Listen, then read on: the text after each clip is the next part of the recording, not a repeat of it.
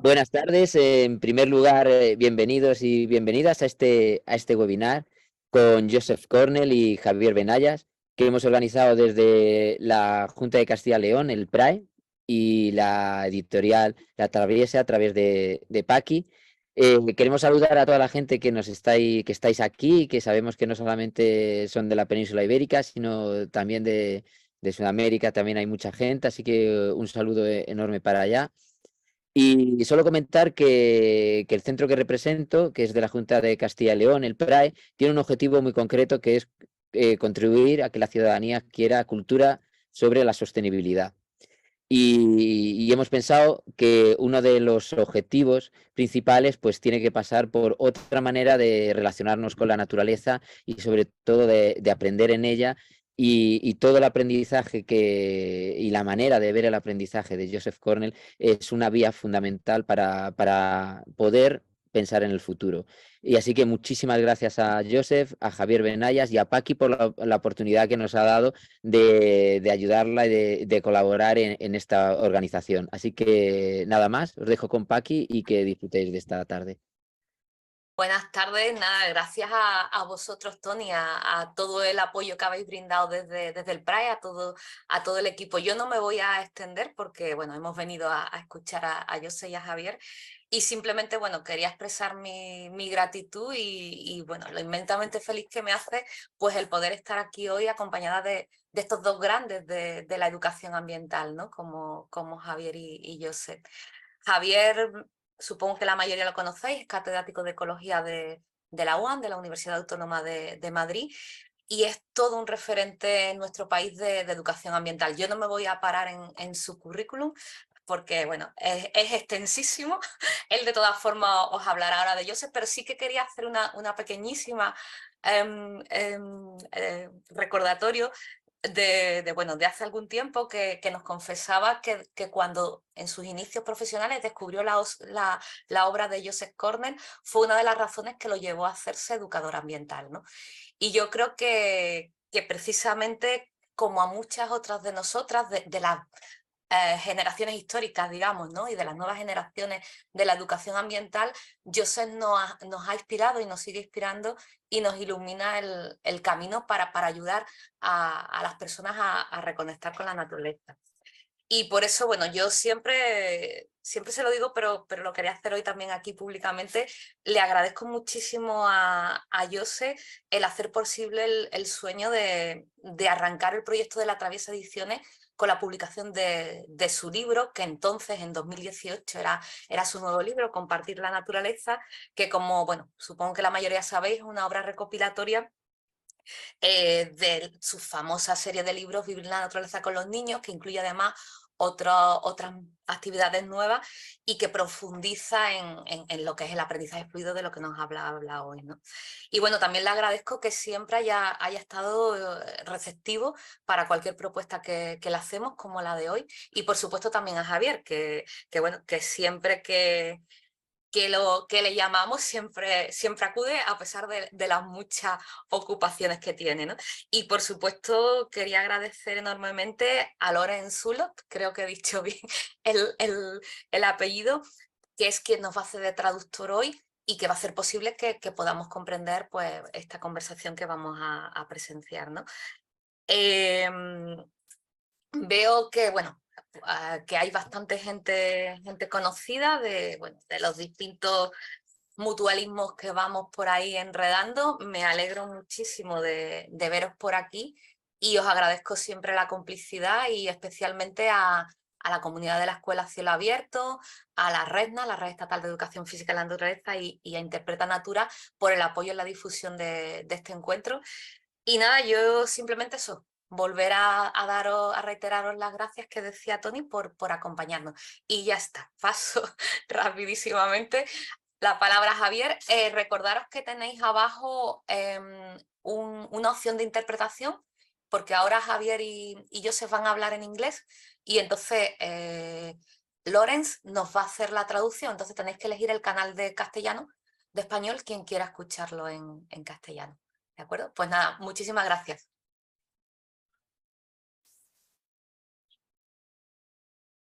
Antes de empezar en inglés, yo también quería agradecer a Paqui el que realmente haya, después de que los libros de Joseph estaban agotados y que prácticamente no se encontraban en ningún sitio, ella pues ha tenido la valentía de reeditarlo y creo que todos le tenemos que estar muy agradecidos de que podamos seguir teniendo los libros de Joseph disponibles en español, ¿no? Por eso, Paqui, muchísimas gracias, ¿no?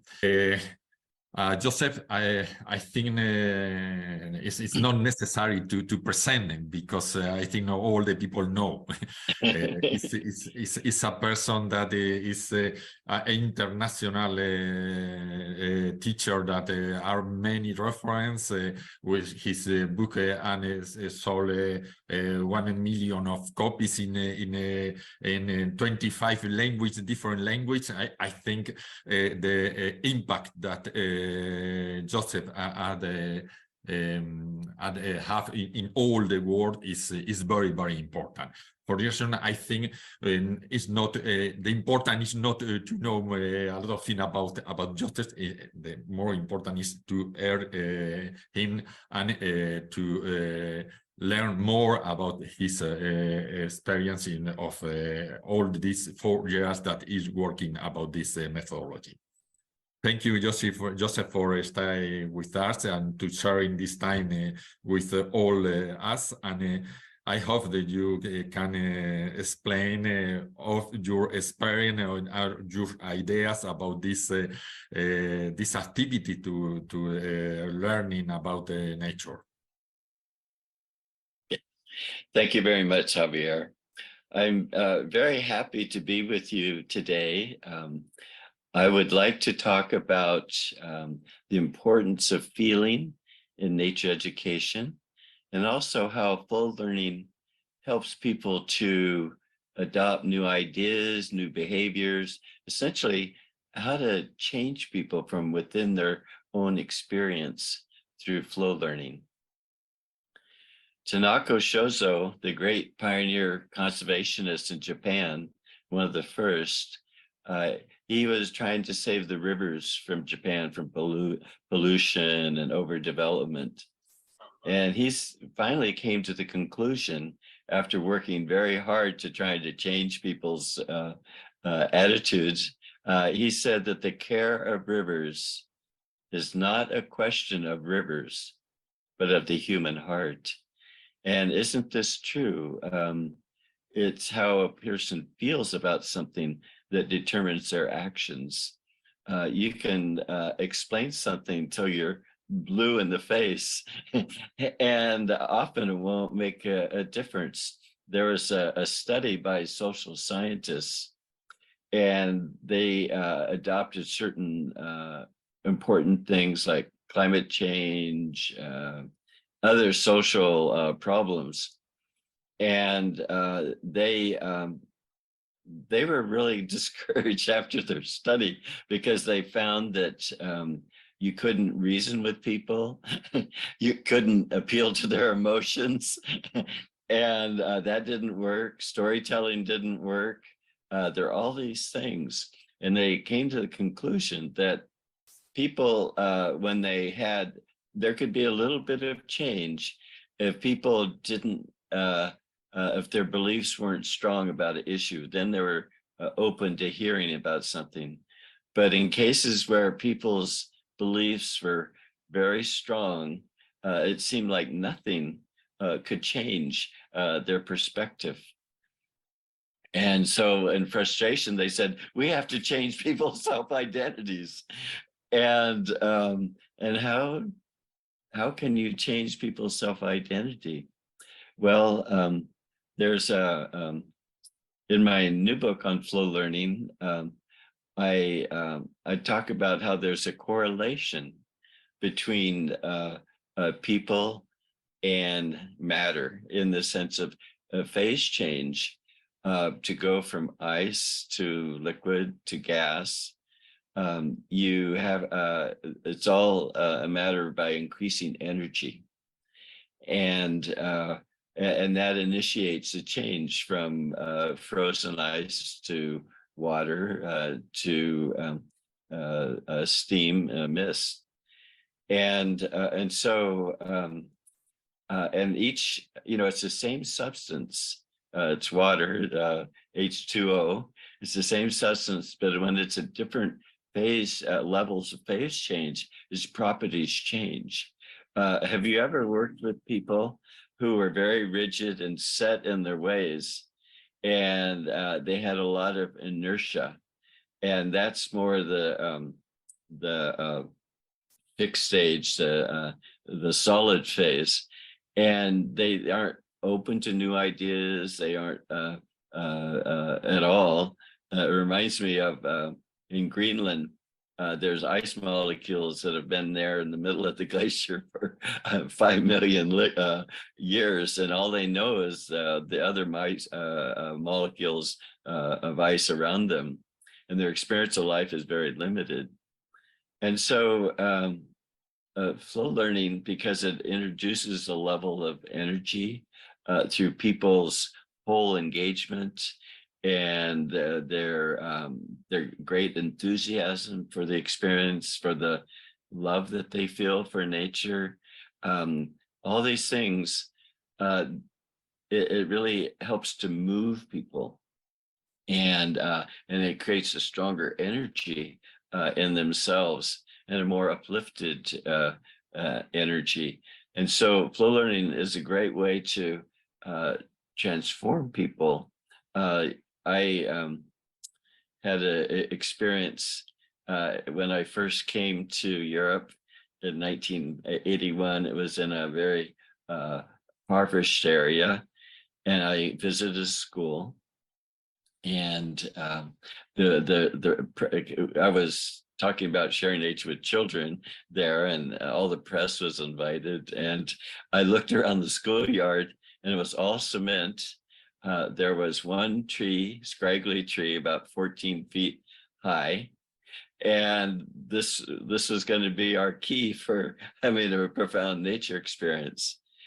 And I was a rural boy in the mountains of California, and I hadn't seen too much of big city life. And I noticed that the students, many of them had leather jackets and words like "kill" written on their jackets.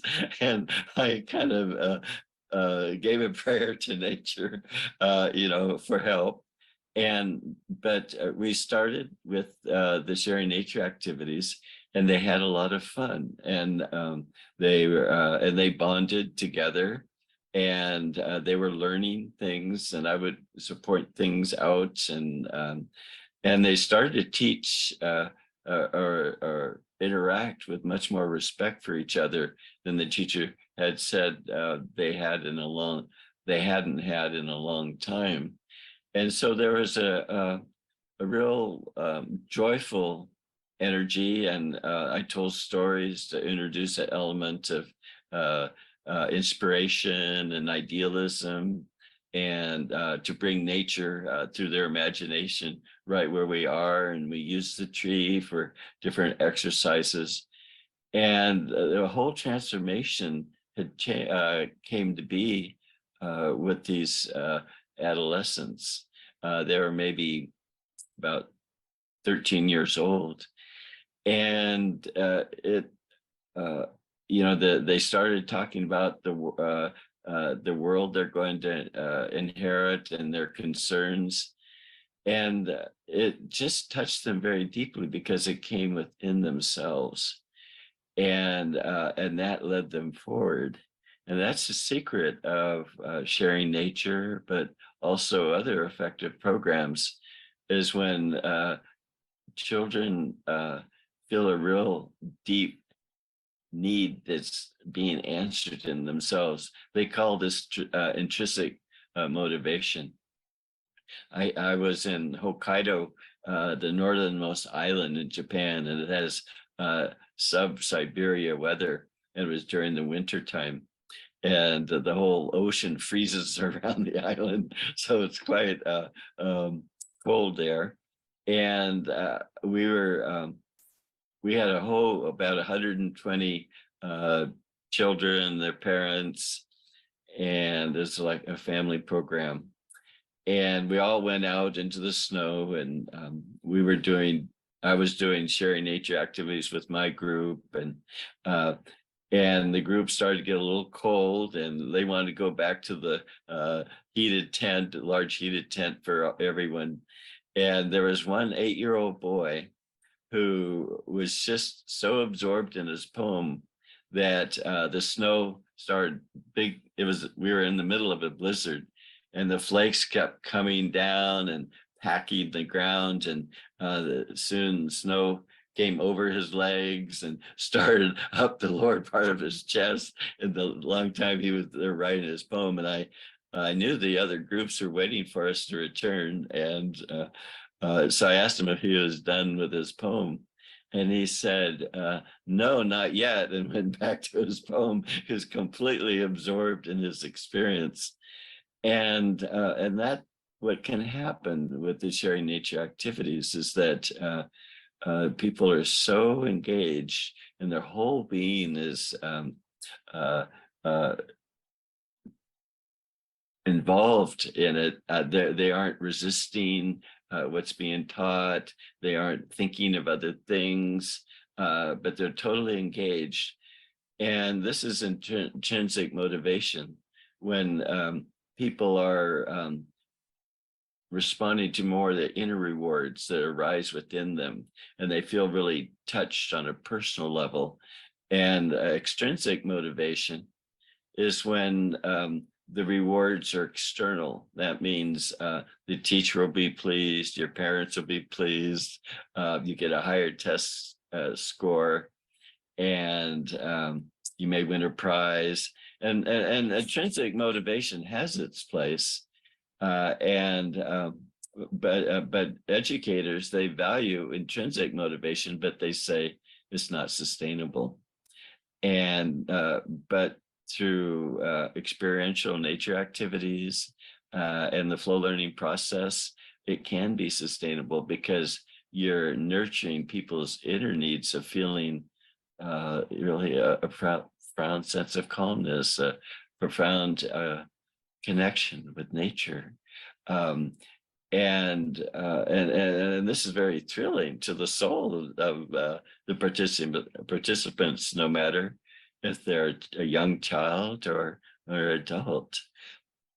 I have a friend who was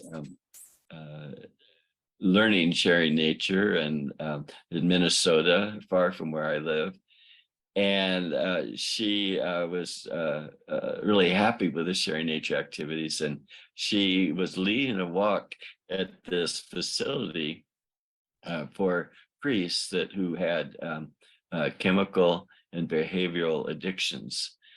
And most of them were academics. And so they were a little cynical about the whole setting and their program. And she started with the sharing nature activities, and the priests used all their senses. They ran, they played, they discovered things. They got close looks at different aspects of nature. And afterwards, the whole energy of the priest was different. One said that I was like a little boy again, and I touched and I listened, and I felt everything around me. I remember doing that as a child. And another said, I've regained my childlike innocence. And they weren't jaded anymore. And so there was a study of flow learning in Taiwan. And the doctoral candidate, who's now a doctor in outdoor education, said that I think it was like 100% or 99% of the college students that participated in the study felt they regained their sense of innocence, and 97 percent of the participants had felt a greater love for nature, and I think it was also 97% felt like they got into the present moment. They added to it, some of them added to the level of ecstasy. I mean, when we're completely absorbed in nature, that's when we really know nature. And so the interactions that take place between a child and a flower, or adults that has maybe lost their sense of wonder because they've become preoccupied with so many other things, can be reintroduced as long as it's on a level of absorption in nature, where they leave their intellect behind. And it's not that we don't use our intellect, it's very, very important. We clarify life, we are able to describe things and communicate with each other, and also to learn something about a life form in such detail that we know its needs and we can work with nature. So of course, the intellect is important, but there's another side to our being, and that's the intuitive, the feeling side. And this is when we're just open and experiencing totally nature without the filter of the human mind and human thoughts. There's a South African animal interspecies communicator, and she was doing an interview with a lion, and she hooked up her brain to a bio energetic machine. I'll explain what it does. It measures the brain activity and where it occurs in the brain. And when she was doing her interview of just receiving the images that the animal sends. That's how animals, they don't speak Spanish or Czechoslovakian, but they can communicate. You can communicate with animals through word pictures. I once did this with a doe that had a young fawn, and we don't have dogs in our community. It's a very peaceful community. It's a yoga community. And I just sent pictures to the mother about how she had such a beautiful fawn, and she started walking towards me and left the fawn there. It was in a lot of good cover, and we just communicated. Well, anyway, this South African interspecies communicator, when she was receiving information from the lion, and the lion was communicating with her, her right side of the brain, the intuitive side, was very active.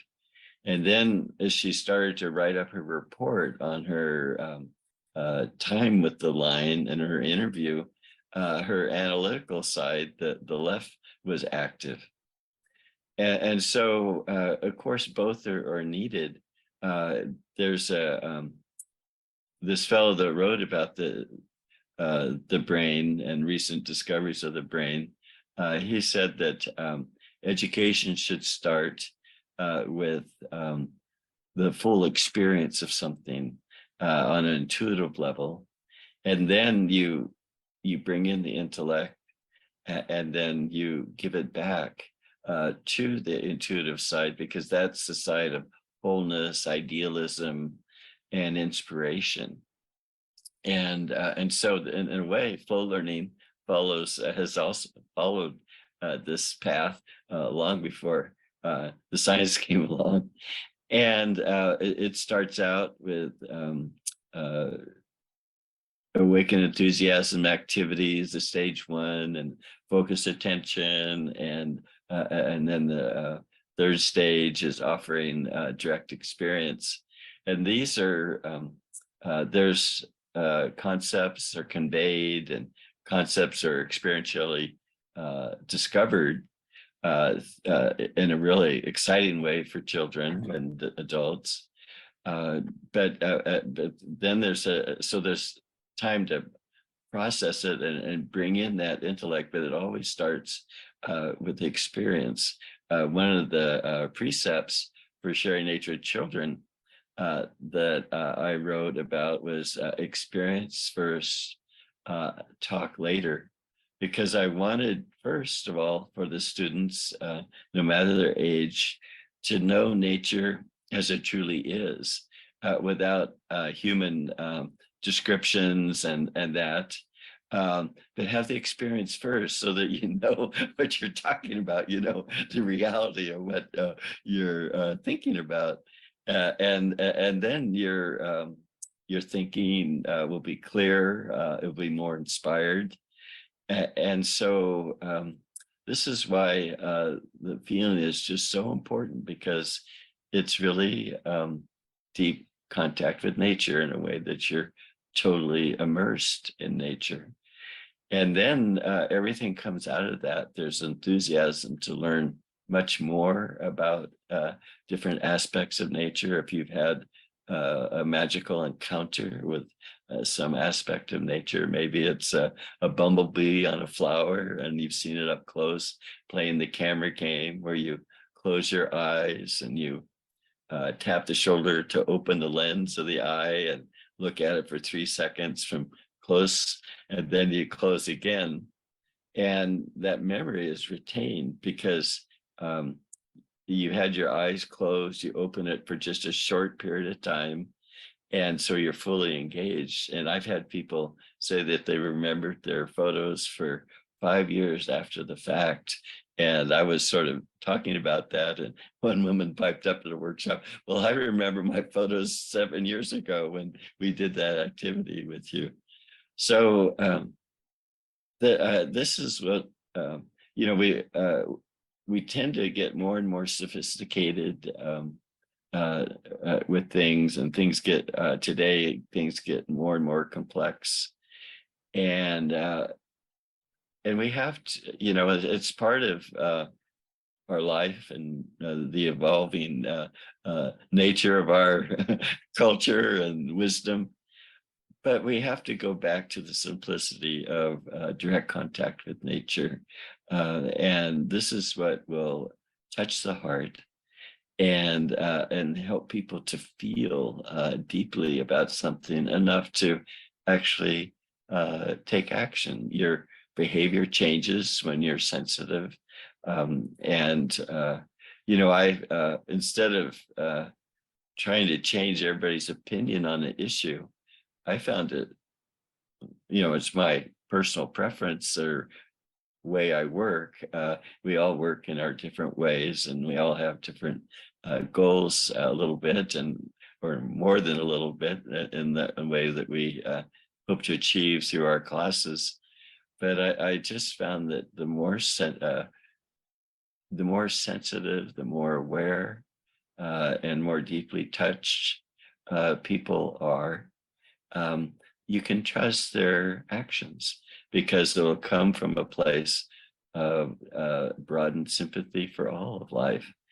And that's more, I feel, all comprehensive, where you've totally remade the new woman or man and child, and you really have helped to set them on a course to greater awareness. And so often, you know, we have experience, all of us outdoor educators. I know when I worked at a facility years ago, that week in nature was life-changing. And it was like a lighthouse for people, because the new perspective, the new attitudes and behaviors that they enacted at the outdoor facility. And so this world, our environment, really needs to have this type of learning. But it doesn't have to be just in an outdoor education camp.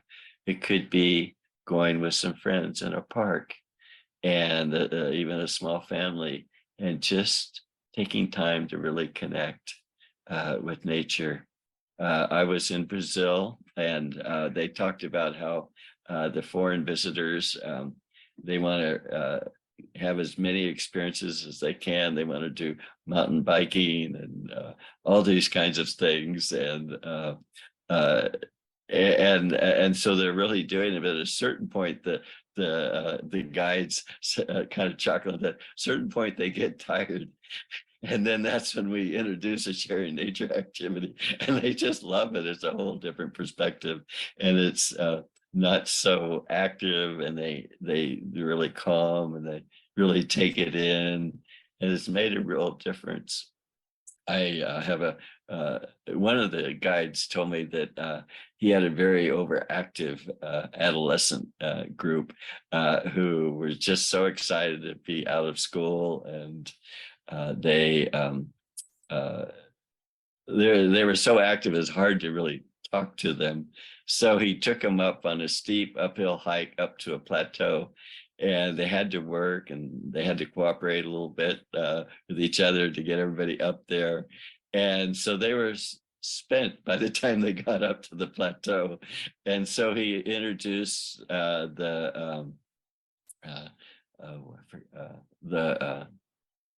I forgot the name of the activity. I'm sorry, but it's where you place quotations on the path, and they might be quotations like, "If you love it enough, anything will speak to you," and many others. There's probably about 14 or 15 that we have, and then and so they were walking along, and they didn't want to walk.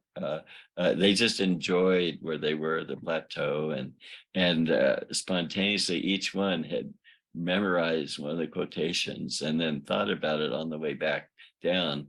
And the teacher was who didn't go, but a second teacher was asking them about their experience, and they all remembered one of those quotations and what it meant to them. And so sometimes we have to be very artful and working with people's energies so that we can have them be at their best. In play, people are working at their peak level because they're so engaged, they feel joyful. And I would say deep play, because deep play is being absorbed in nature. That's the goal of deep nature play. And so it's just life-changing for people. And the flow learning stages of awaken enthusiasm, they help in all those stages create a strong flow of energy. And because that energy is a person's own energy released in themselves, they aren't fighting what's going on, they aren't bored by what's going on, and they're totally with what's going on, and as much as possible. And you can work with their energy. If they're too excitable, you can help them to relax and be more calm and centered, more focused.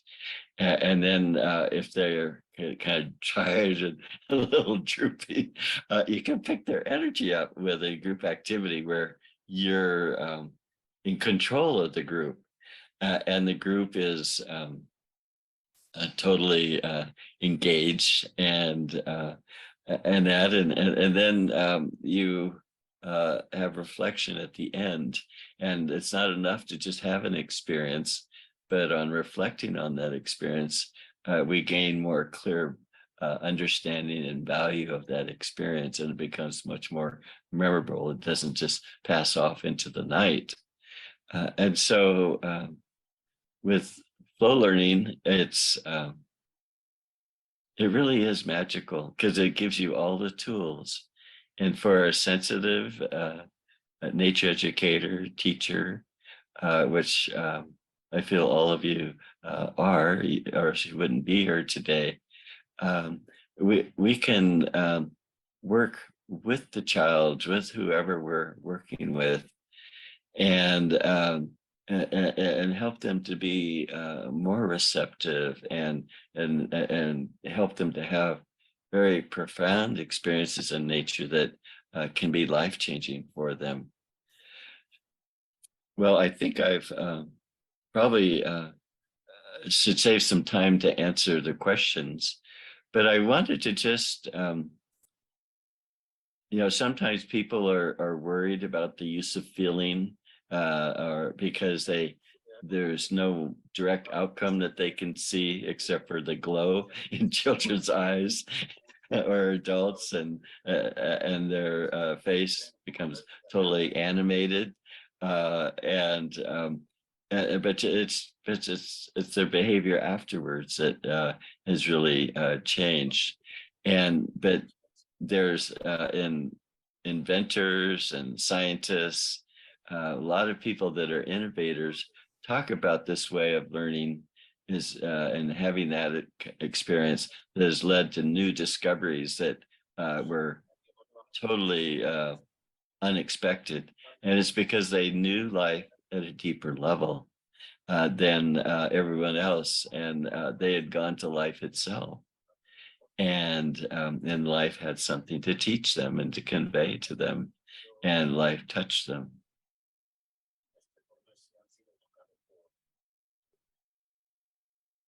So I'm ready for questions. Yes, thank you, Joseph. I think it's very interesting the experience with fluid learning that you are told us. I remember a bit Fernando González Bernaldi, that was the ecology professor that we started my PhD.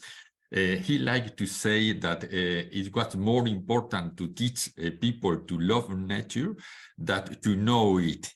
I think it's the same idea that you explained in your presentation. Yes. Wow, there are many questions from the participant. You would need hours to answer all of them, but we have very short time, and we need to select some of the more relevant questions. One moment, I am looking for the first.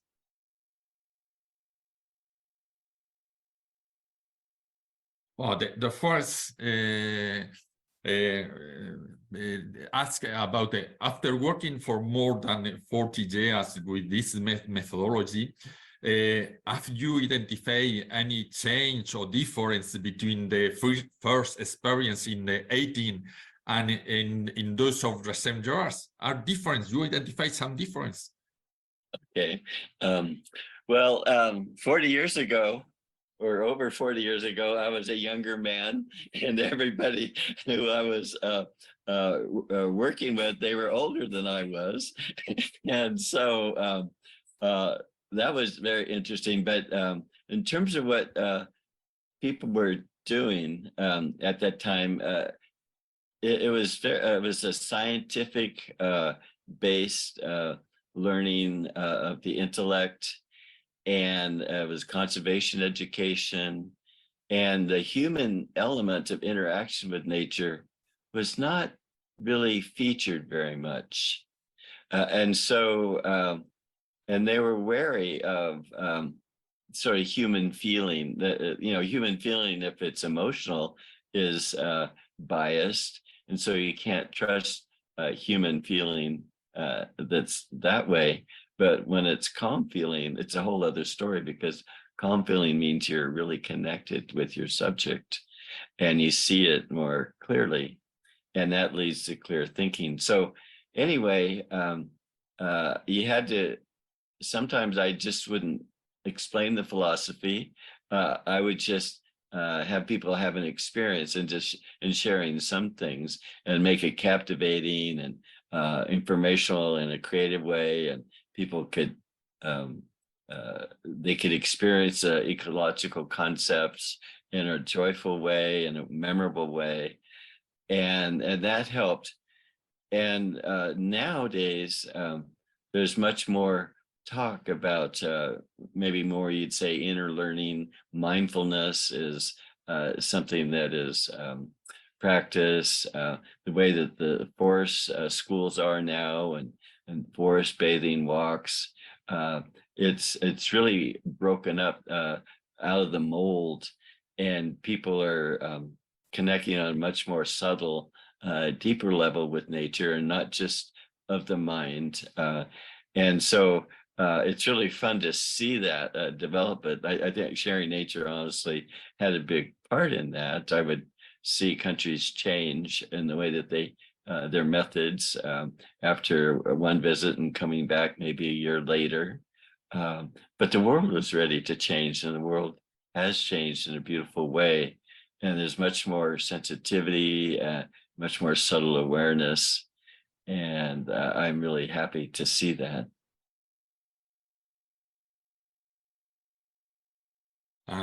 The other question from Carmelo Marcen, he asked about how can we reconnect with nature when we never see our eco-dependency?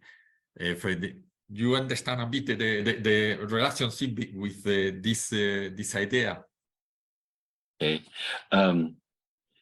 We can't mentally think about our eco-dependence with nature. It has to be with the heart. It has to be on a deeper level, because if it's only intellectual, we aren't totally committed to it because we don't feel it deeply enough. And so the first priority, I've been thinking, the word absorption in nature. You could say connect with nature, but I like the word absorption in nature because that means that you're totally with nature, and there's no part of you that's separate from nature. And so to promote this kind of experience in any what way you can, and if you aren't in nature, but maybe do it through storytelling about the lives of great people, could be John Muir, could be a lot of different famous conservationists that just felt nature so deeply, and to communicate that in story. They've studied the brains of people listening to stories, and when the teller of the story has a certain emotion, the listeners of the story, their brains have the same reaction to the teller. So they don't really have to have the same experience as the teller. They are getting the experience through the storytelling. So even if we aren't right there in nature, if we can bring that across to people, they can have their own experience. There's a activity called Nature and Me, where you look at a place that's sort of varied in nature, and then with your fingers on your hand, you have them placed on your lap. And each time you see something, you note something, you take one of your fingers and tap it on your leg to sort of symbolize that this aspect of nature is part of you, you're together. And then you may see something else. Then you would put the second finger down on your leg, the middle finger, and so on. And people have a sense of present awareness where they actually start to see things. And they remember a forest glade because they paid attention to it. Well, the reason why I'm telling this story is that, let's say you're in an indoor lecture and you're wanting to communicate the sense of absorption in nature and touching nature deeply. Well, we have a video of an autumn forest, a beech forest, and the leaves falling. And I've been in audiences of 400 people, and we've done it right there in the lecture hall. And people are just putting their finger on their lap as they're observing, and they have a moment of stillness, of calmness, absorption with the beech forest, even though it would be cumbersome to take all 400 out of the hall to do the exercise on campus and then run back in. And so there are ways that we can do that, but you'll get a lot more benefit if you find a creative way to bring in that element of really entering into the life of nature and have a person really be totally in nature and have a feeling of oneness. And then everything, then they'll see life more as sacred because they've actually felt the sacredness of life and the interconnection.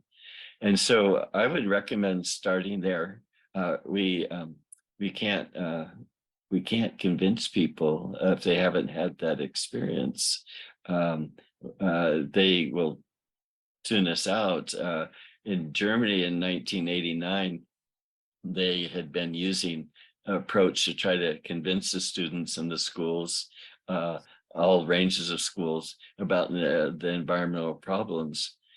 And they said their methods aren't working. In fact, they said what we're doing is actually driving students away from nature because it's become more painful and they just don't want to hear anymore.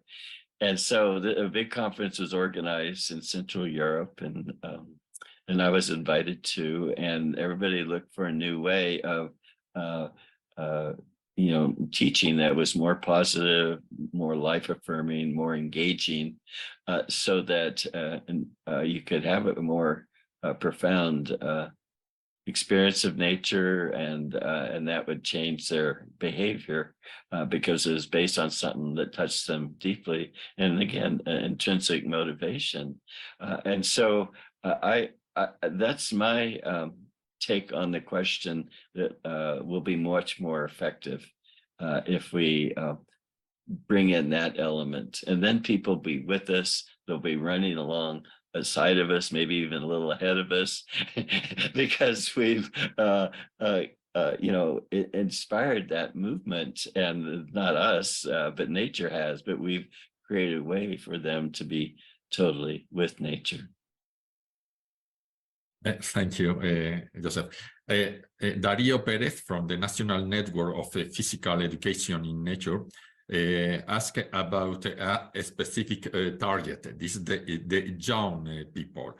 He asked, how can we work with urban youth, disoriented, unmotivated, and immersed in the tsunami of digital connectivity?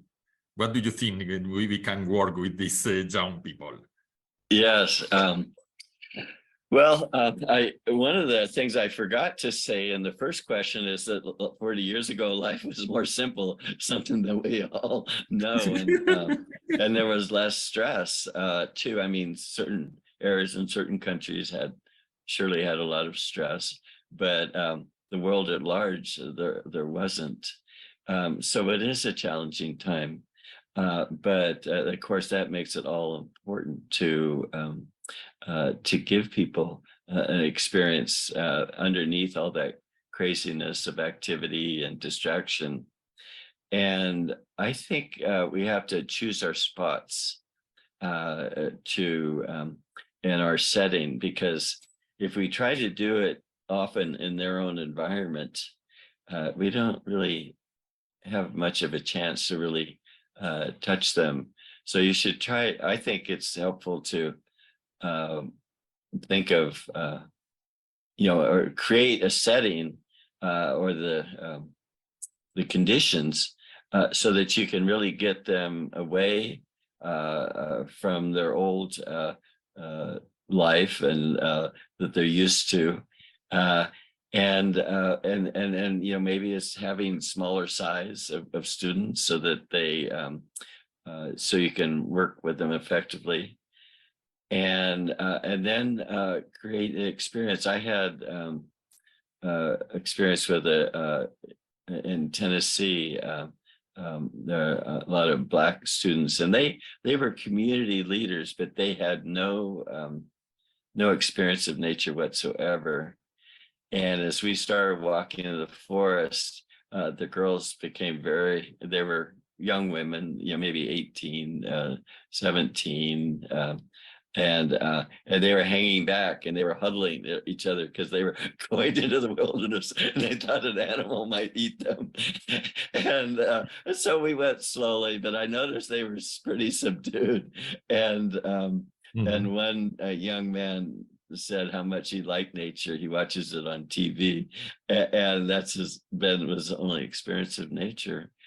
And but it was a small enough group where the fun nature of the activities, and they felt a sense of joy, and then they had moments of relaxation. It felt good to be focused and quiet, and that really touch them. And so bit by bit, they came to a place where they could really appreciate it and be relaxed.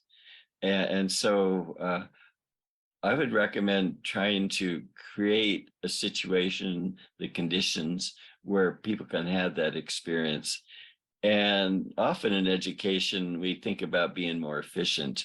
If we just lecture to a group of 200 people, they'll get more information and that.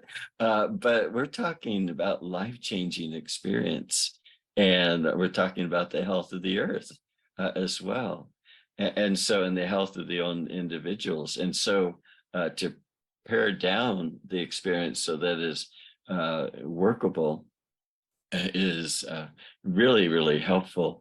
But, you know, I found that you can work with large groups, larger than expected, when they using the flow learning process and the nature activities, because everybody's engaged, everybody's enjoying it. And it's not like you have a herd of turkeys, everybody going off in different directions. And people are there with the thing because they're enjoying it. And you can work with the energy to make sure the energy stays good and high. And so I've been surprised at how bigger groups you can really hold in the palm of your hand. And it's not you holding people in the palm of your hand, but it's their own experiences of nature that is touching them and is holding them in a group so that they can experience more. Thank you, Joseph. In all the people, there are many that are a teacher in a formal school. And some of them, Silvia Corchero, Geisa Rebolledo, Matías Kuhn, many of them ask about what things do you think are essential for a teacher to develop fluid learning in a school? There are some strategy, special strategy for this Okay. area of this, and because a lot of people work in the school. Yes, yes. And you know, there's a lot of teachers that work in the school and use flow learning for everything they teach. And but if you're so that's one category. I think that they're talking about more with teaching about nature and maybe on the schoolyards. So I'll adjust that. One of the core principles of flow learning is let's see.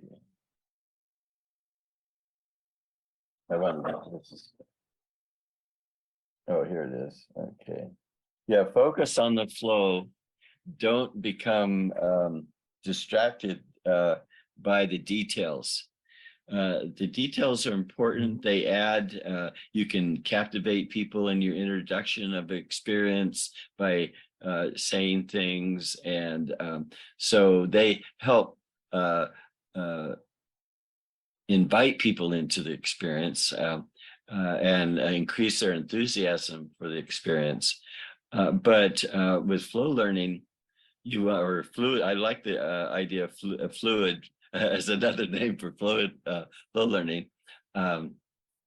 What you're doing is you're staying in the experience, and if you explain too much about things, then we become more mental, and you know, you can talk more after the experience, but you're prizing more the experience and you're propping up the experience through important information, ideas about what you're experiencing.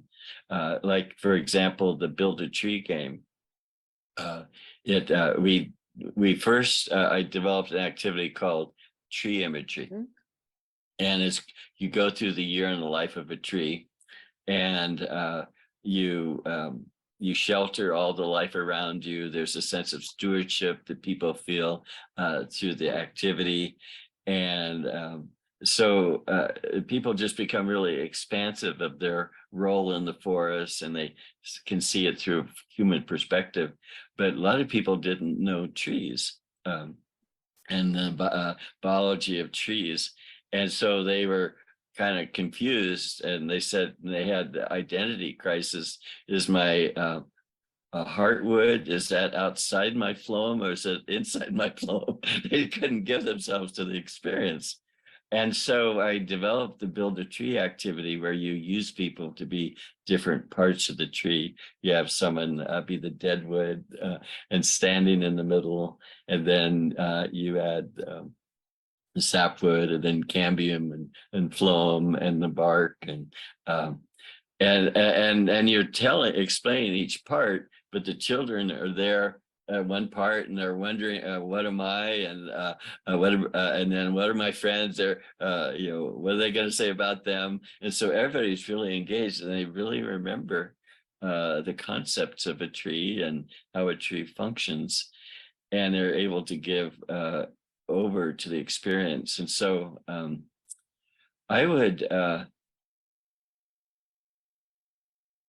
for fluid learning, I would make sure that you aren't teaching too much content at the time that you're trying to have the experience. There's plenty of time to add more after the experience when the motivation is higher, and have teachers need to have a real understanding of the value of intuitive learning. That's how we really know something. When we know it intuitionally, and then that's when we're more creative. We see deeper connections and of the subject, and we see it in a fresh way.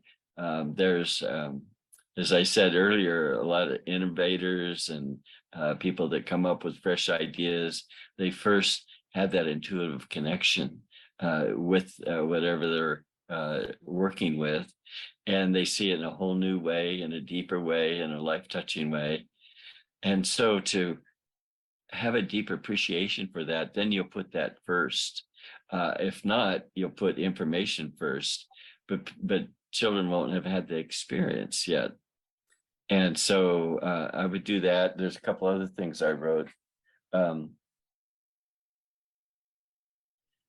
then useful learning to create a sense of momentum. That's very important in the sense of, I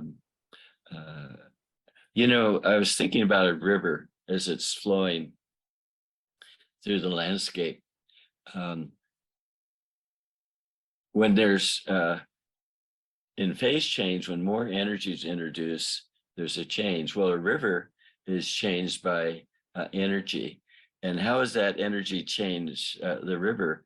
Well, if the bedrock slopes down, what that does, the gravitation, because fluids try to form the shape of their environment, then the river goes more quickly down.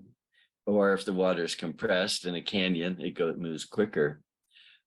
So with children, a way to students of all ages, the way to create more energy in a group of students is to have them be totally engaged with the subject, where they aren't fighting learning, or they aren't thinking of something else. But as I've said many times, I think in this lecture, this total cooperation means that the whole energy is released. It's not in resistance anymore, or fighting against something. And ¿Dónde puedo coger un mat ahora mismo rápido? Aunque sea CBS o... Perdonar. Sorry, Joseph, I don't know what one person are introducing in our conversation. No, if you like, we are a few times now, and if you like, we can present the last question. That some people are ask about what is the possibility to work about the challenge that as the climate change. The climate change now, I think, is the big problem that all the people are thought about. Yes. Do you have some proposals, some ideas Okay. about how the teacher can work about this? Okay, I'll just finish the last question just briefly. The joy that people feel in nature, the calmness, all these things are very real to them and of value. And so that releases a lot of energy in the students. And that's what's exciting, because the more uplifted people are, the more altruistic they are. And okay, so with climate change, I haven't developed any activities that teach about climate change. So I don't have a comment that I can contribute on that level, but I have some ideas. There's for example, in the new flow learning book, there's an activity called the game of molecules. And it's about people are the solid, they're liquid or fluid phase, or the gaseous phase. And people, they're solid, and then they become gaseous. And there's a whole structure to it. Well, I was thinking that with climate change, one could, you could see it in the activity in the new flow learning book. So can you see it? Mm.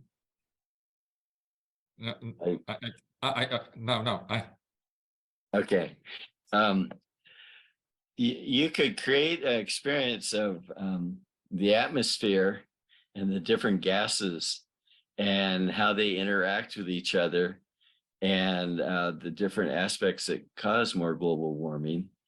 And you'd have to use some creativity, like I've had to do with the Build a Tree game, or Tree Emoji, or the game of molecules. But as you're teaching it, and as people are moving, making movements as students, it's playful, they become interested, and they experience it. And so it's much more memorable for them. And so that's the only thing I can contribute myself towards this question. Thank you very much, Joseph, for sharing your time to have some experience and the idea that about the fluid learning, that I think all the people that are connecting are, I am sure your work and open has new ideas of these people, and he can visit your webpage, because in your webpage have a lot of information about your books, about your activities. And I invite to the people to connect with all your life, that I think you are a very enthusiastic person about to connecting with nature. And I think in Spain you have a lot of people that are very, very standing with your work. Thank you very much, and we continue to working with your ideas. Okay. Thank you, Javier, and thank you all, everyone in the audience, for listening today. And it's my joy to share with you. Bye-bye. Okay, goodbye.